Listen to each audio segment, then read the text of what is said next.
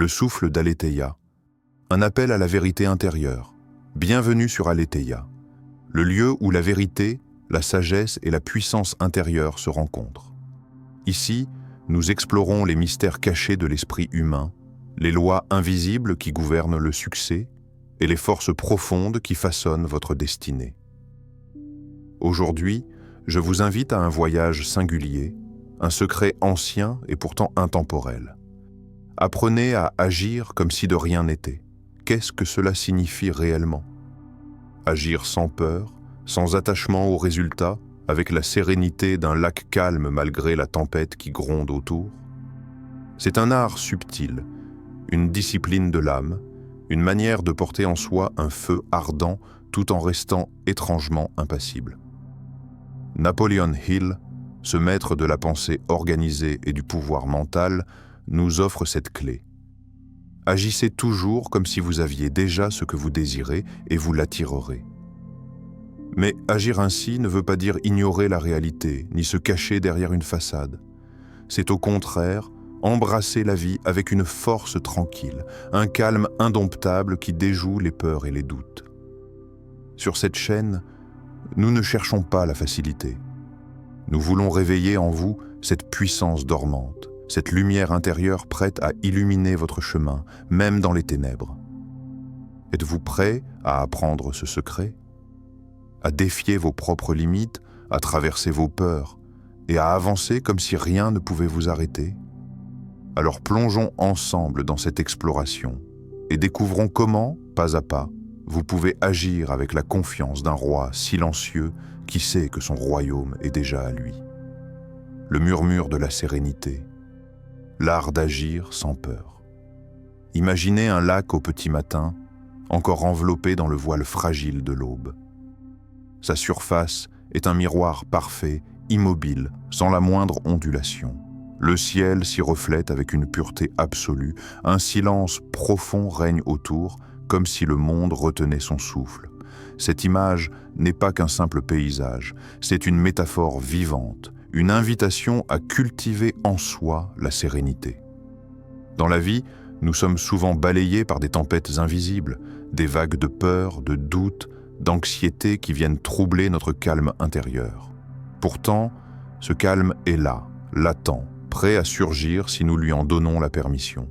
C'est ce calme qui nous permet d'avancer avec force, même quand tout autour semble vaciller. C'est ce calme qui nous invite à agir comme si de rien n'était, à ne pas laisser les remous mentaux contrôler nos pas.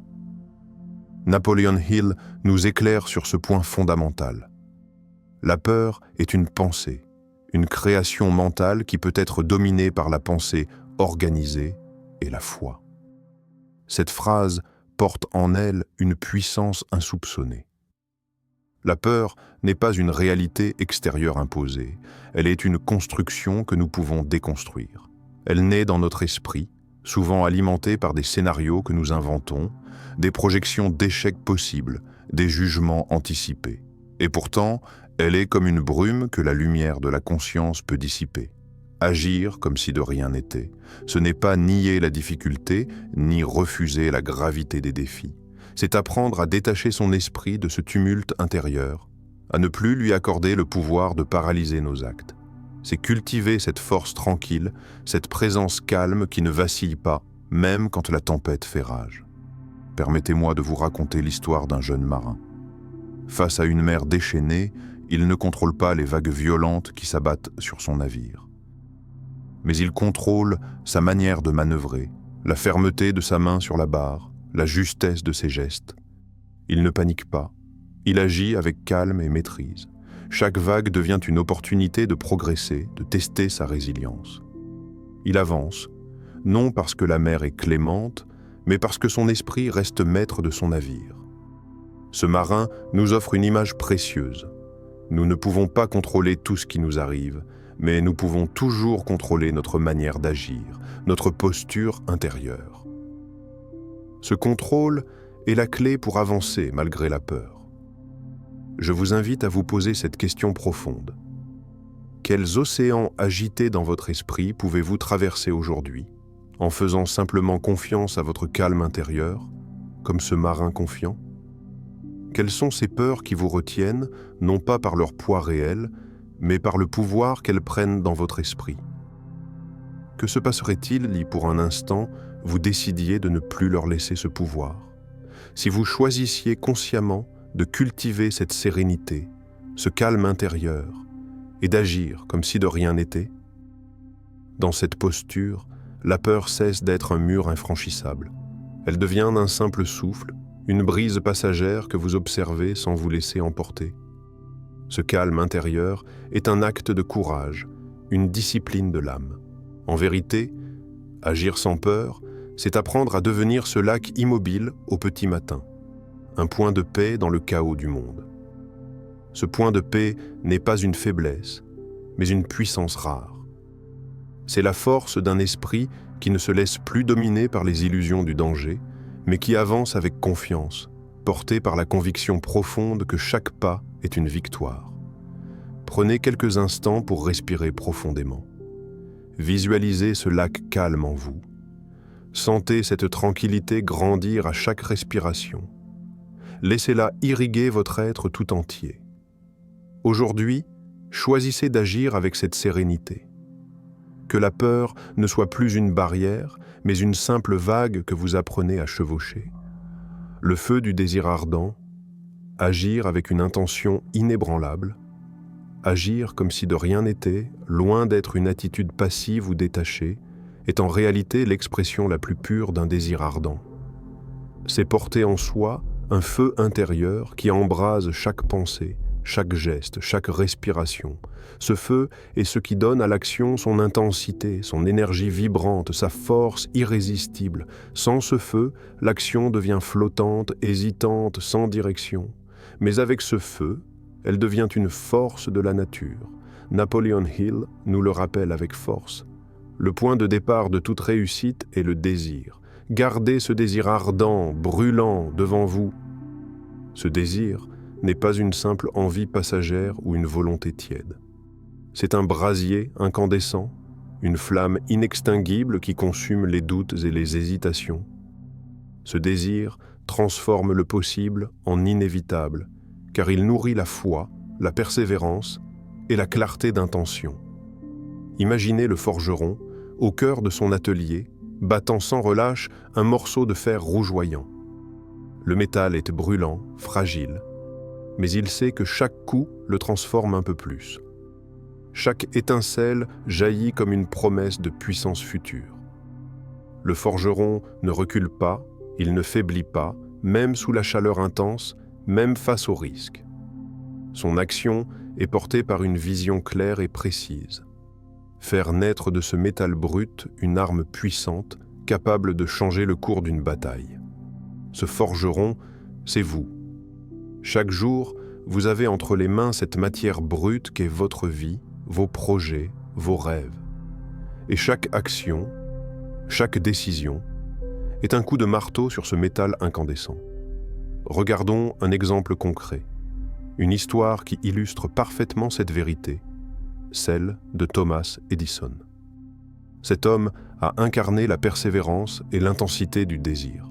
Il a échoué des milliers de fois dans ses tentatives pour inventer l'ampoule électrique, mais jamais il n'a laissé ce feu s'éteindre. Hill raconte comment Edison considérait chaque échec non pas comme une défaite, mais comme un pas de plus vers le succès. Il agissait, jour après jour, avec la certitude que la réussite était non seulement possible, mais inévitable. Il vivait déjà dans la réalité de son succès. Et c'est cette vision brûlante qu'il a portée. Cette histoire est une invitation puissante. Qu'avez-vous en vous qui brûle avec autant de force? Quelle est cette vision ardente, cette flamme vive qui éclaire votre chemin, même dans les nuits les plus sombres? Agir comme si de rien n'était, c'est agir avec cette énergie vibrante, cette intention inébranlable. C'est avancer en portant en soi la conviction absolue que chaque pas vous rapproche de ce que vous désirez, même quand les résultats ne sont pas encore visibles. Posez-vous cette question brûlante. Quelle est cette vision enflammée que vous devez garder devant vous aujourd'hui? Et comment pouvez-vous agir chaque jour comme si cette vision était déjà une réalité inébranlable? Ne laissez pas les hésitations ni les voix du doute éteindre ce feu sacré.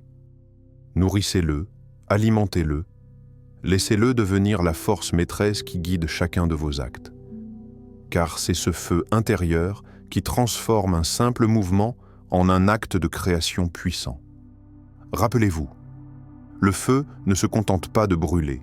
Il éclaire, il réchauffe, il forge et transforme.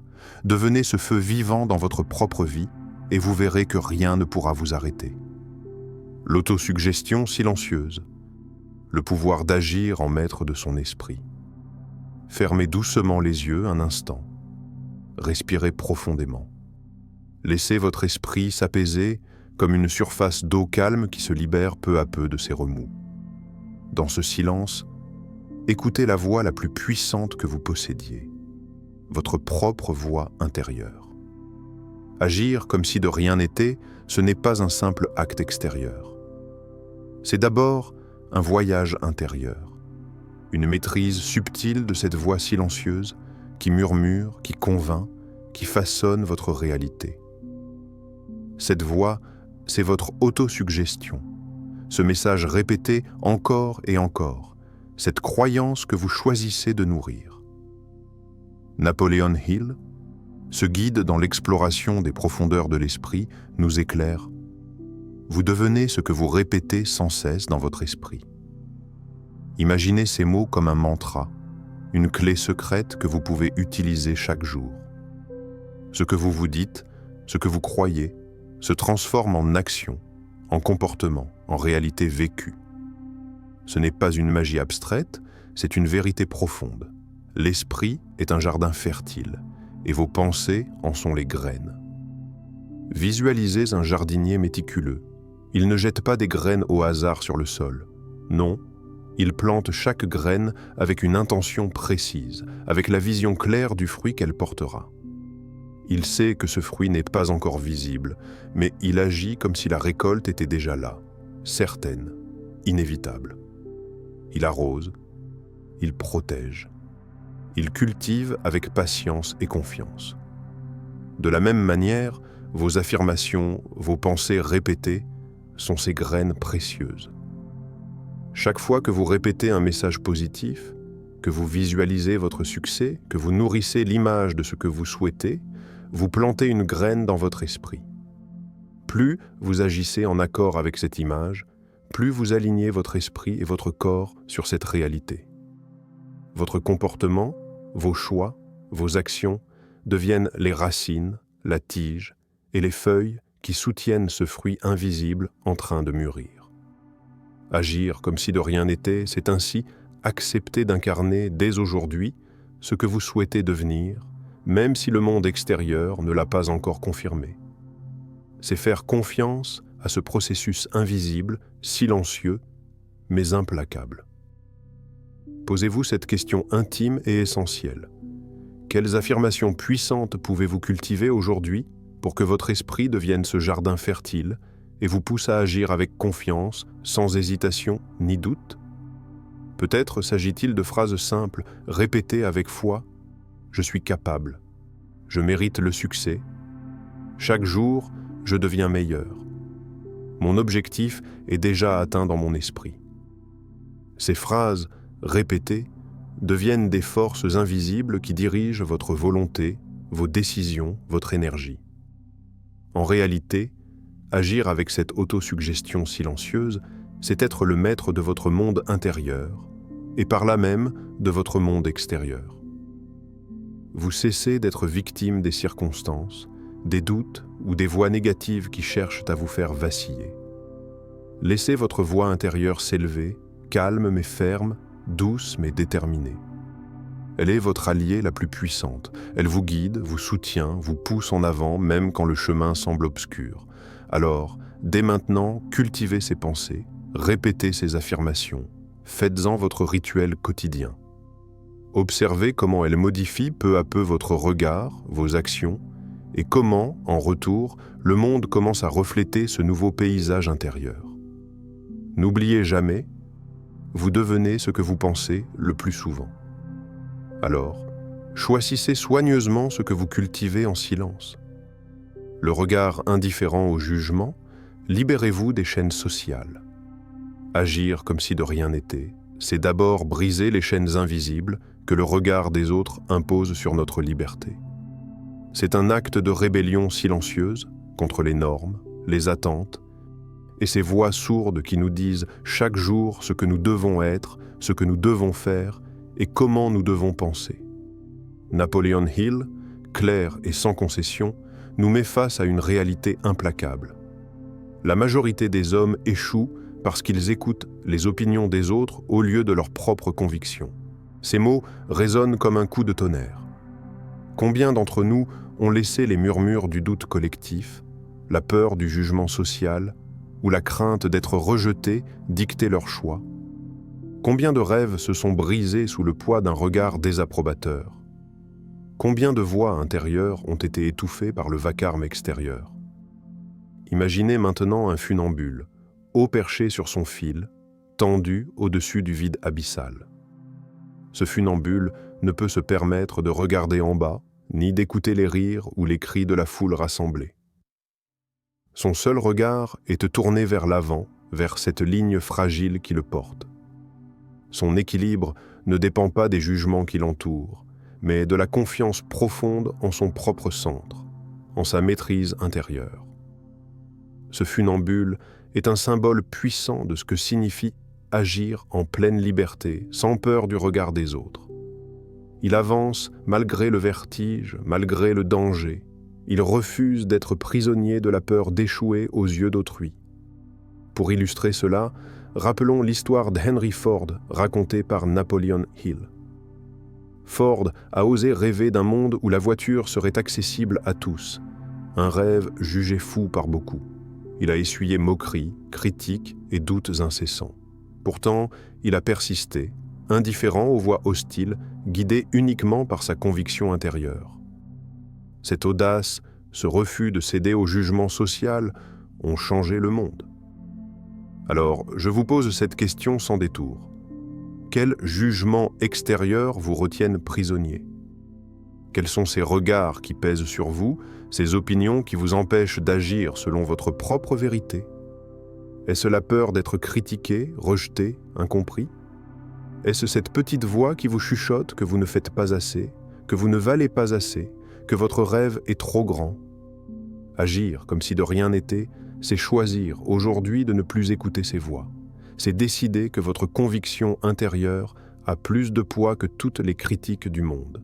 C'est choisir la liberté d'être vous-même, pleinement, sans concession. Libérez-vous de la peur du regard d'autrui. Ce regard n'a de pouvoir que celui que vous lui donnez. Le jour où vous cessez d'en dépendre, vous devenez invincible. Vous marchez sur votre fil, comme le funambule, avec assurance et grâce. Ce choix n'est pas facile, il demande du courage, de la force, mais c'est le seul chemin vers une vie authentique, vers une réussite qui n'est pas dictée par les standards des autres, mais par votre propre lumière. Aujourd'hui, osez ce regard indifférent au jugement. Osez avancer malgré tout, comme si de rien n'était. La persévérance silencieuse, l'art d'avancer dans l'ombre. Agir comme si de rien n'était, ce n'est pas seulement faire face au regard extérieur ou ignorer les jugements. C'est surtout s'engager dans une bataille intérieure, une lutte profonde et constante que peu voient, que peu comprennent. C'est avancer dans l'ombre, loin des projecteurs, avec une détermination tenace qui refuse de céder. Napoleon Hill nous offre cette vérité gravée dans le roc de la sagesse. La persévérance est l'effort soutenu nécessaire pour induire la foi et matérialiser le désir. La persévérance n'est pas un feu spectaculaire qui flamboie un instant, mais une braise qui couve, constante, discrète, indestructible. C'est un travail silencieux, souvent solitaire, loin des acclamations et de la reconnaissance immédiate. Imaginez un sculpteur dans son atelier obscur, la poussière flottant dans l'air, ses mains rugueuses tenant un burin et un marteau. Chaque jour, il frappe la pierre brute avec patience et précision, sans savoir si son œuvre sera jamais vue, admirée, célébrée. Chaque coup est une bataille, une affirmation de sa foi en un résultat invisible pour l'instant. Dans cette pénombre, il façonne peu à peu une forme, une silhouette, une vie. Pas à pas, sous ses gestes répétés, le chef-d'œuvre se révèle. Mais la magie de cette transformation est imperceptible pour ceux qui ne regardent pas de près, qui ne savent pas voir l'effort caché. La persévérance silencieuse exige un courage particulier, celui d'avancer sans promesse de récompense immédiate, celui d'investir son énergie dans un futur incertain, celui de croire en soi quand le monde doute. Êtes-vous prêt, aujourd'hui, à vous engager dans cette voie? À cultiver votre force dans le secret de votre âme, loin des regards et des applaudissements? Êtes-vous prêt à porter ce fardeau avec dignité, à avancer dans l'ombre jusqu'à ce que votre succès devienne si évident qu'il ne puisse plus être nié?